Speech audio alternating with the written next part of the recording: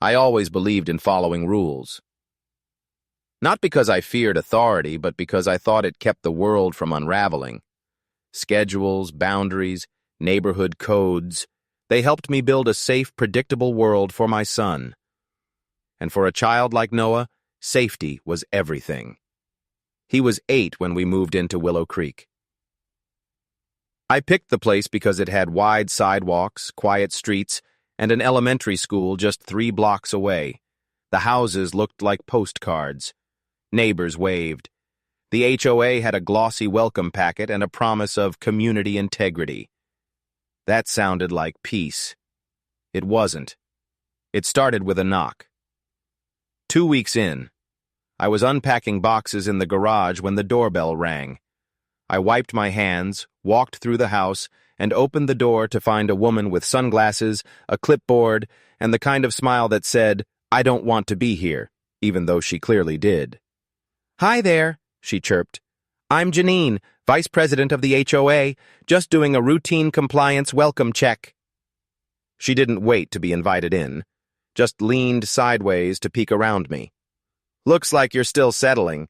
Hope you've had a chance to read our bylaws?" I nodded. "We've skimmed through." "Wonderful," she said, flipping pages. "I noticed a few things. First, your mailbox is 2 inches too high. Not a big deal, but it's in Section 8.3. Also, the exterior paint on your shed, that pale blue, that's not an approved shade. And one more thing." She hesitated, like she wanted it to seem delicate. "The dog." I blinked. "What about her?" "The golden retriever, right? We saw her in the front yard. She's big, sweet, I'm sure. But as per Section 12.2c, no emotional support or therapy animals over 35 pounds are permitted in public-facing outdoor areas." I stared at her. "You're citing me for letting my son sit with his therapy dog on our own front lawn?" She smiled again. "Just documenting early infractions before they become patterns. It's not personal. We just like things to stay orderly." Noah came out behind me. He had his headphones on, noise-canceling, oversized for his head. Daisy followed him, tail wagging. Janine's smile froze. Daisy walked to Noah's side and sat, pressing her body gently against his leg. It was her way of grounding him. He wobbled slightly, unsteady, but didn't flinch. She was his anchor. Noah looked up at her, then at Janine. "Are you the rule lady?" Janine gave a short laugh. "You could say that." "Daisy helps me stay brave," Noah said plainly. Then he turned and walked inside, Daisy following like shadow. Janine cleared her throat. "We'll keep monitoring the situation." She left. I stood on the porch, heart pounding. I knew the look in her eye. It wasn't just about dogs or sheds. It was about control. And something told me Janine didn't like things she couldn't control, especially when they barked. 3 weeks passed. We got another letter. This one said Daisy had been observed in common areas, specifically unleashed. I checked the date and time.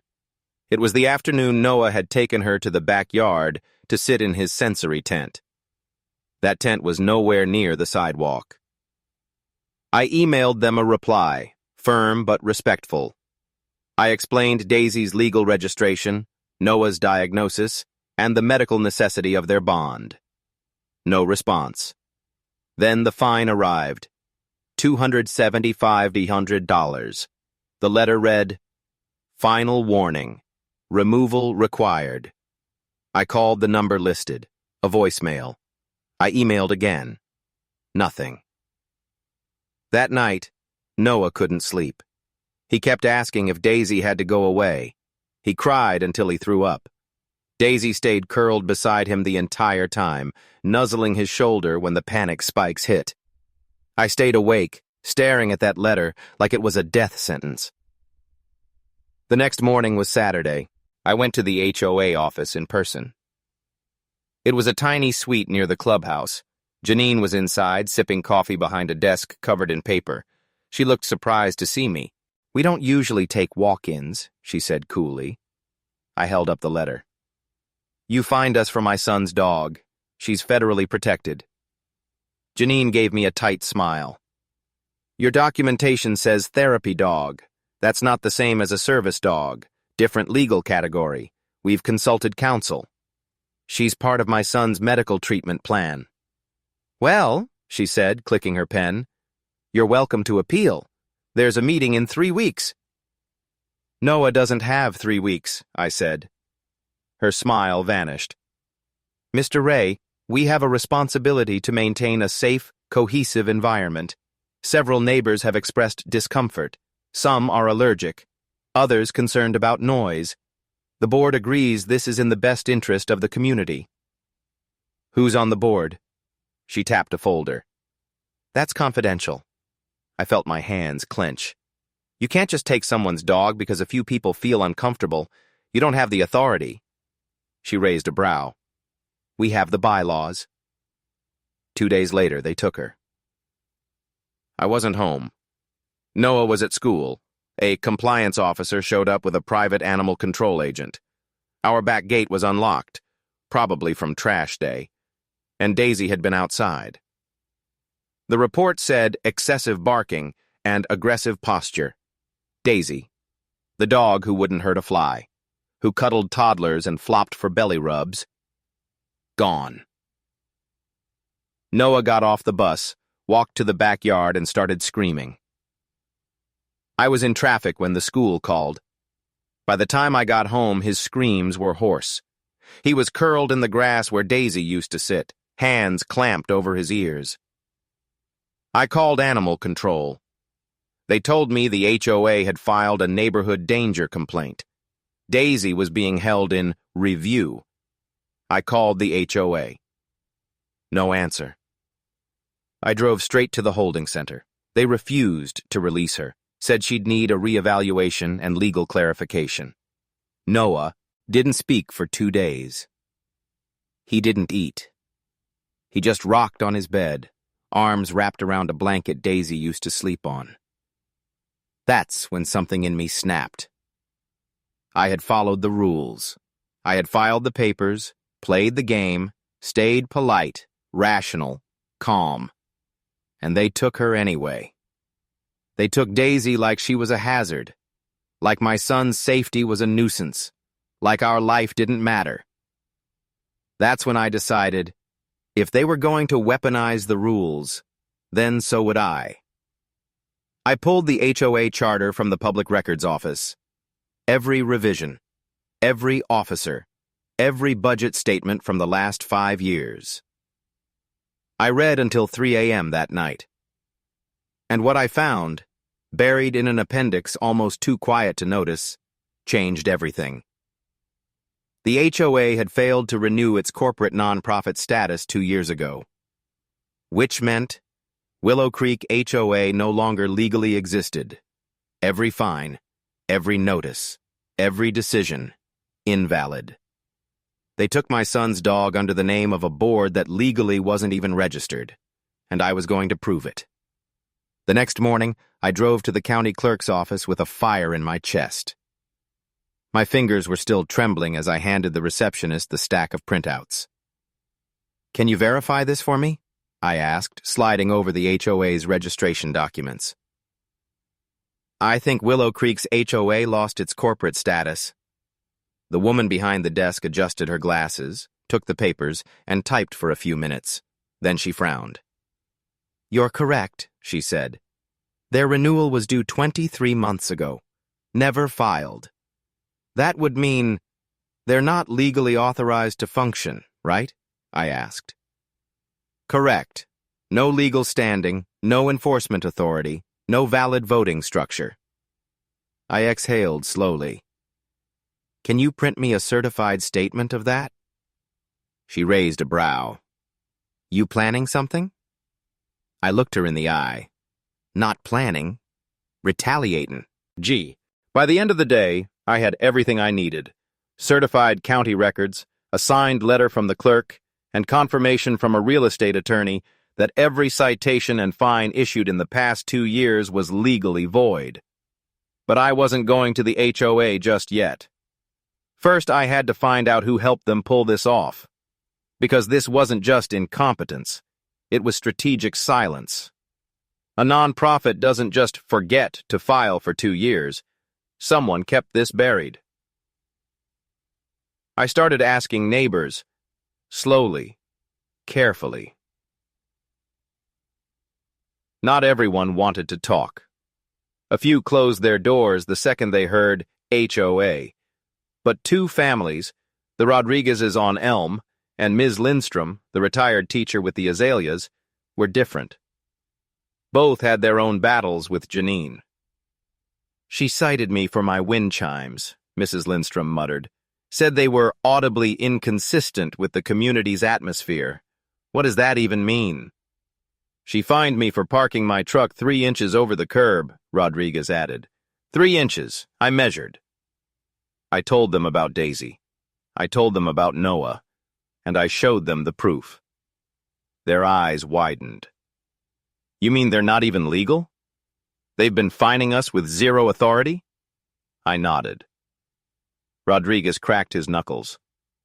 I say we expose this whole thing. We started gathering victims. Within a week, we had 12 families. Each had a story. Each had paid a fine. Some had sold parts of their property just to comply. A few were even in debt. Janine had leveraged the fines into liens. All of it under the name of a non-existent entity.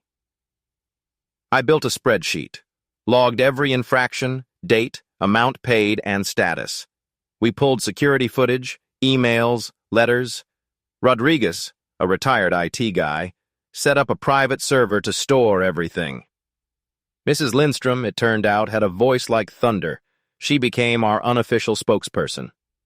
You let me talk, she said. I'll get the rest of the street on our side. And she did. Meanwhile, Noah was spiraling.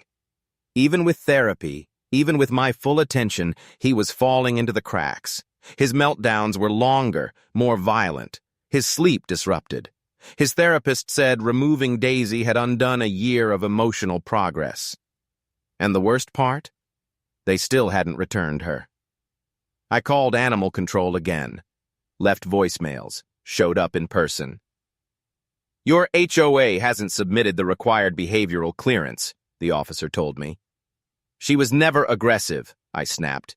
She's a certified therapy dog. She passed a level 2 temperament test last year. Sir, without that documentation, she remains under hold. If not claimed within 30 days, she may be rehomed or... He stopped. I didn't. She's my son's medical companion, I said. You'll have a lawsuit on your hands if anything happens to her. But he just shrugged. Take it up with your HOA. That night, I stood in my kitchen holding Noah while he sobbed into my chest. He was shaking so hard I could feel it in my bones. And I realized exposing the HOA wasn't enough anymore. They needed to be eradicated.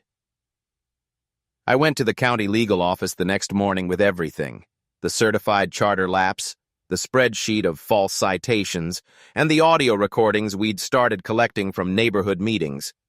The clerk directed me to a municipal attorney. She was younger than I expected, mid-30s, sharp eyes. I laid it all out. When I finished, she sat back and whistled. You've been busy. Too busy, I said. But not as busy as I'm about to be. She smiled slightly. Mr. Ray, what you have here is more than negligence. It's fraud.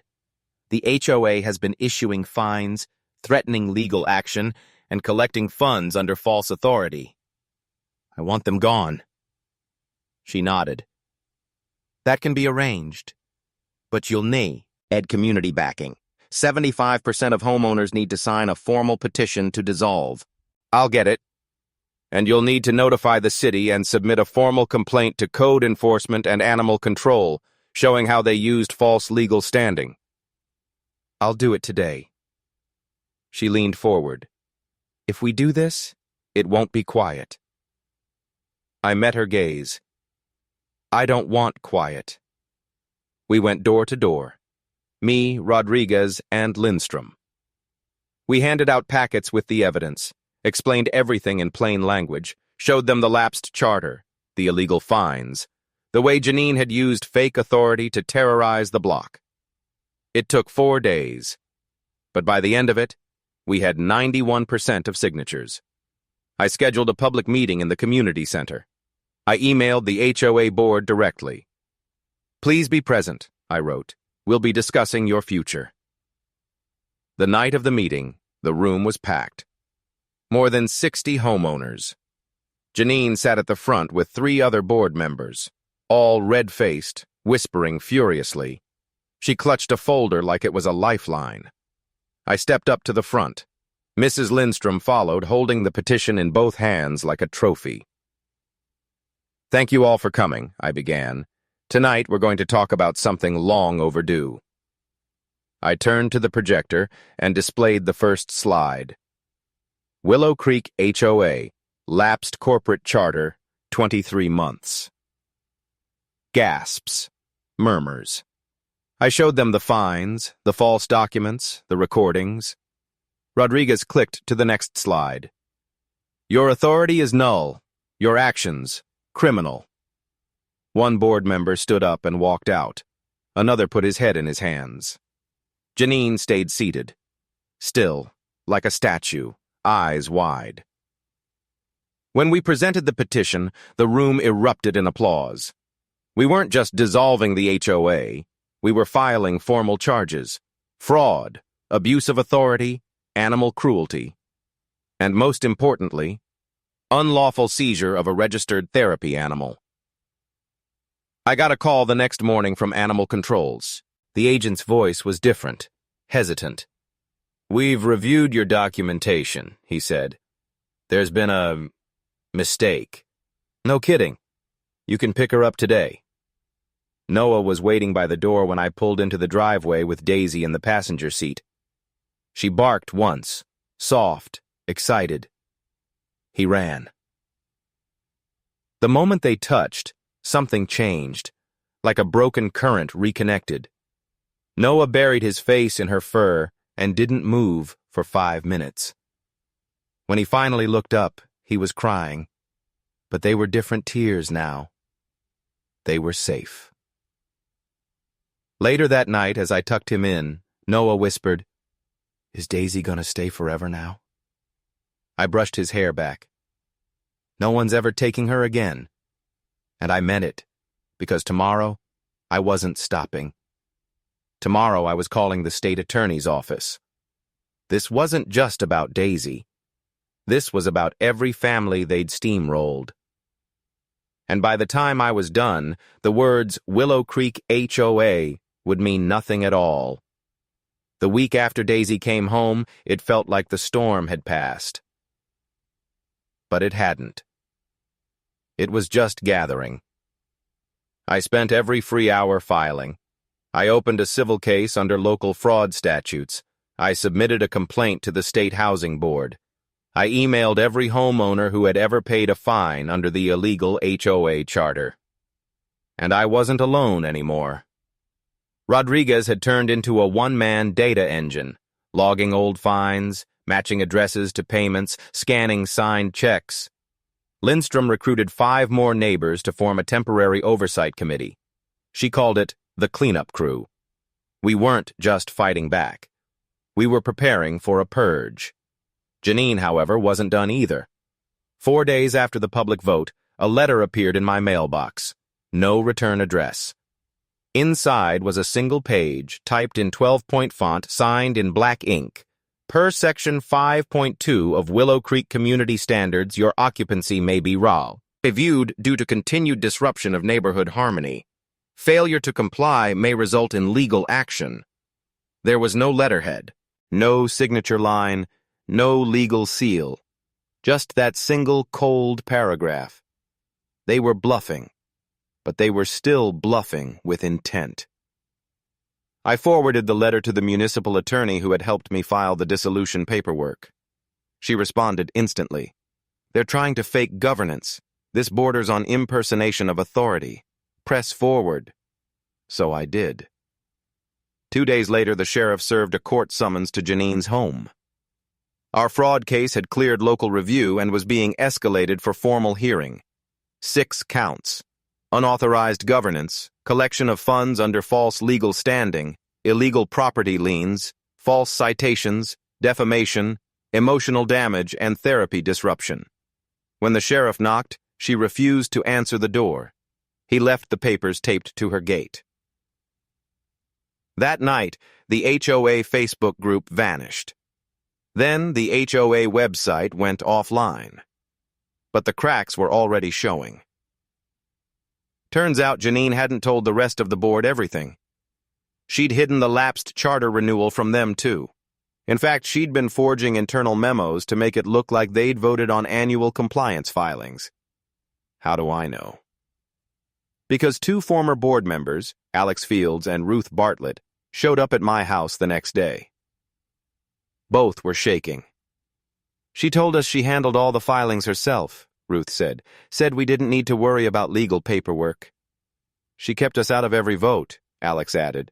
We signed blank forms. She said it was just standard renewals. They'd brought printed emails, meeting minutes, handwritten notes with Janine's corrections in red ink.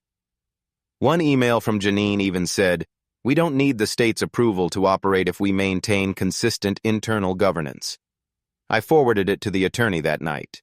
She called me after reading it. "Mr. Ray," she said, "this woman may not be a Karen. She might be a crim in all." Meanwhile, Noah was healing. Slowly. He slept better, ate better, smiled again. He and Daisy were inseparable. Backyard, living room, porch. One afternoon, I watched them from the window. He was teaching her to press a switch that turned on a toy train. Every time the train moved, he giggled so hard he nearly fell over. That sound, that laugh, it had been missing for months. And I swore I'd never let anyone take it again. The court date was set, 3 weeks from the filing. But Janine didn't wait. She made her next move fast. A letter, this one printed with a forged county header, began circulating in people's mailboxes. It claimed that the dissolution vote had been invalid, that the HOA was under legal protection during an administrative review, and that all previous citations remain enforceable. I got 3 texts that morning from worried neighbors. I went straight to the county clerk's office. The letter was fake. Worse, it was printed using a stolen county document template. The clerk filed an impersonation of public authority complaint that same day. Now it wasn't just fraud. Now it was criminal. The story hit the local news. Willow Creek HOA implodes after therapy. Dog scandal, alleged forgery. Channel 6 ran a piece with a pixelated image of Daisy and Noah in the backyard. They blurred his face. They didn't blur her leash. The reporter interviewed a few neighbors. Most said they were shocked or outraged. Rodriguez, of course, gave the perfect quote. "They broke every rule trying to control a kid's dog. That's not oversight. That's dictatorship." The next day, our mailbox was full of cards. Some from neighbors, some from people we didn't even know, other towns, even other states.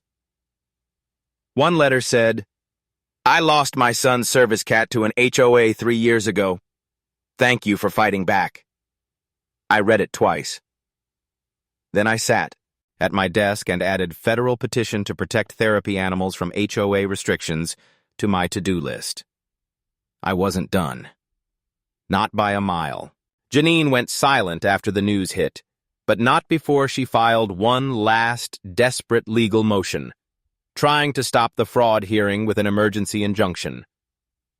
Her argument? That she had acted in good faith under the belief the charter was automatically renewed. The judge denied it in under 24 hours. The hearing date was now locked. The night before the hearing, I couldn't sleep. I watched Noah sleep. Watched Daisy curled at his feet. I thought about every fine, every lie, every time I'd bitten my tongue instead of biting back. Then I thought about what Janine had taken, and I made a vow. She wouldn't just lose the case. She'd lose everything she'd built on our backs. The courthouse was buzzing that morning. Half the neighborhood came, even people I didn't recognize. News crews, cameras. Janine showed up wearing all white, crisp blazer, high heels, and a smug expression like she still believed she owned the room. But she wasn't walking into a board meeting anymore. This was court. And we had receipts. We opened with the charter records. Rodriguez presented the financial data. Then Lindstrom testified about the fraudulent citations. When the judge asked if we had proof of emotional harm, I stepped up.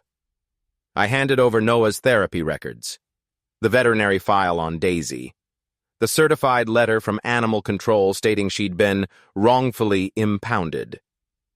The judge didn't interrupt once. Janine's lawyer tried to pivot, claiming it was all a misunderstanding. The judge held up the forged county letter. Is this also a misunderstanding? Silence. Then, Your Honor, my client declines to comment at this time. We left the courtroom at 3:42 p.m. The ruling wouldn't come until the next morning, but we didn't need to wait. Janine's face said it all.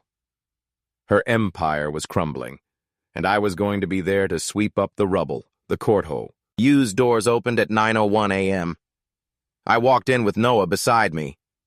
He held Daisy's leash in one hand and my pinky in the other. He didn't ask if we were going to win. He just asked, "Will they stop yelling now?" And I said yes. Because win or lose, today, they'd finally be forced to listen. The courtroom was full. Every seat taken. Reporters lined the back. Neighbors squeezed into the gallery. Rodriguez, Lindstrom, the entire petition crew. Janine sat across from us with her attorney. No white blazer this time, just gray. Her eyes didn't scan the room. She didn't look confident anymore. She looked tired, cornered, and for once, she wasn't in charge.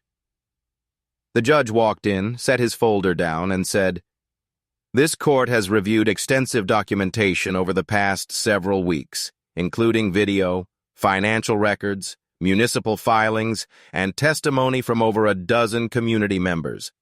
The verdict will address all 6 charges individually, followed by consequences under applicable civil and municipal law." A murmur moved through the courtroom. The judge didn't pause. Count 1. Unauthorized governance. Confirmed. The HOA operated for 23 months with an expired corporate charter.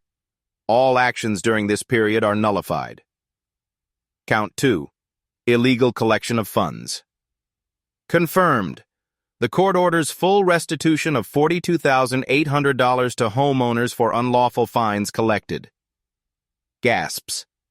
Janine didn't flinch, but her lawyer did. Count 3. Improper property liens. Confirmed. Liens filed during the invalid period are vacated immediately. Damages awarded where liens impacted credit or sale. Count 4. Falsified citations. Confirmed. Video evidence contradicts citations issued against therapy animal presence and general conduct. Count 5. Defamation and emotional distress. Confirmed. Emotional harm to the Ray family, specifically the minor child, is medically supported and directly tied to HOA actions. Noah gripped my hand tighter.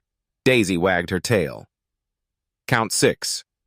Forgery Confirmed. and misuse of The authority. forged County letter constitutes impersonation of public authority. This charge has been referred for criminal investigation. And then, silence. The judge closed the folder. The Willow Creek Homeowners Association, as an entity, is hereby dissolved. All future governance must be re-established under proper state charter and full community vote with external oversight. Janine Parker, as acting president, is hereby barred from holding any HOA, municipal, or civic governance role in the state for a minimum of 10 years. A beat. Then, in addition, the court awards the Ray family damages totaling $145,000 for emotional distress, legal fees, and interference with medical care. I didn't hear the gasps this time. I only heard Noah whisper, "Does this mean we can go home now?" Outside the courthouse, the world exploded. Cameras, microphones, questions, bright flashes. I held Noah close, told the reporters we wouldn't be commenting. Rodriguez grinned like he'd won the lottery. Mrs. Lindstrom cried and hugged everyone in sight. But Janine? She didn't speak. She just got into a black sedan and disappeared down the street. That was the last time I ever saw her. 3 months later, Willow Creek looked different. No more HOA letters, no more fines, no more board politics, just neighbors. We planted sunflowers along the street. Mrs. Lindstrom's wind chimes sang freely in the breeze. Rodriguez hosted a block barbecue every Friday. No permit needed. And Daisy became a celebrity. We got a call from the local chapter of the National Therapy Animal Alliance. They'd seen the news. They asked if Daisy and Noah would speak, or at least appear, at the statewide therapy awareness event. At first, Noah said no. He still hated crowds, but Daisy barked once when they asked, and he smiled. "Okay," he said, "only if Daisy gets a treat after." The event was massive. Over 400 people in attendance. We sat on stage in folding chairs while the host explained Noah's story, Daisy's role, and what happens when power goes unchecked. At the end, they gave Noah a certificate. Ambassador for Therapy Rights Community Inclusion. He held it like it was the moon. And Daisy? They gave her a tiny medal. She tried to eat it. Afterward, a young couple came up to me in tears. They had a daughter with autism. They were fighting their own HOA over a support pony, something that helped their child stand and balance during panic attacks. They said, "Your story gave us the words. We're not afraid anymore." I didn't know what to say, so I just hugged them. That night, as I watched Noah and Daisy fall asleep, I realized something. This wasn't just about justice. It was about making sure no one else had to fight like we did. 6 months passed. Then I got a letter. This time a real one. Stamped. Certified. It was from the State Office of Civic Law. They'd reviewed our case and launched a regional audit of every HOA operating under expired or non-renewed charters. Over 140 associations had violations.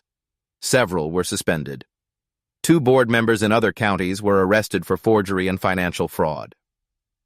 At the bottom of the letter it read, "Due to your role in initiating this investigation, your name and documentation have been entered into the public record as a citizen whistleblower. Thank you for your contribution to restoring civic transparency." I read it twice, then folded it and placed it beside Noah's therapy certificate. 1 year after Daisy was taken, I stood in the same backyard watching her play fetch with Noah. No fines, no threats, no shadows behind the mail slot, just wind, sunlight, laughter. Mrs. Lindstrom waved from across the street, holding a plate of lemon bars. Rodriguez was trimming someone's hedges for free. Someone new moved in last week. No welcome packet, no clipboard, just handshakes, smiles, and "Let me know if you need help unloading." The neighborhood was finally what they promised it would be. But not because of bylaws, because of us. Because we stood up.